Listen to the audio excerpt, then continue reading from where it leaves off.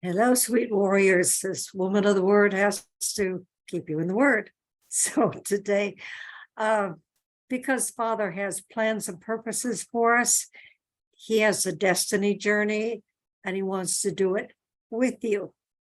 So I'm going to read several scriptures. I may take a break and break it into 2 or 3, we'll see. But I'd like to start with Ephesians, Ephesians 1:11. Through our union with Christ, we too have been claimed by God as his own inheritance. Before you were even born, he gave us our destiny that we would fulfill the plan of God, who always accomplishes every purpose and plans in his heart. Ephesians 2:10. We have become his poetry, a recreated people that will fulfill the desire he has given each of us. For we are joined to Jesus, the Anointed One. Even before we were born, God planned in advance our destiny and the good works he would do to fulfill it. Never doubt, this is Ephesians 3:20.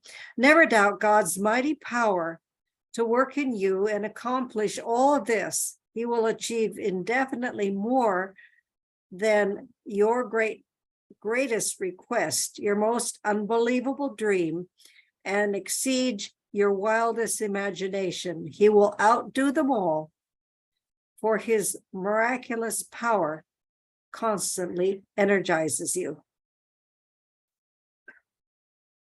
How about Romans 8:28? This is a good one. So we are convinced that every detail of our lives is continually woven together to fit into God's perfect plan and bring good into our lives, for we are his lovers who have been called to fulfill his designed purpose.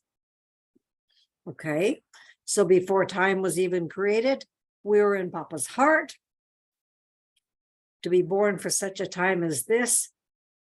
And when he intricately formed us in our mother's womb, he gave us a DNA that contains everything that we will ever need to fulfill our destiny or God-given plans for our lives. But if you think about it, these God-given plans and this destiny are already inside of us. So you can consider this as our spiritual DNA.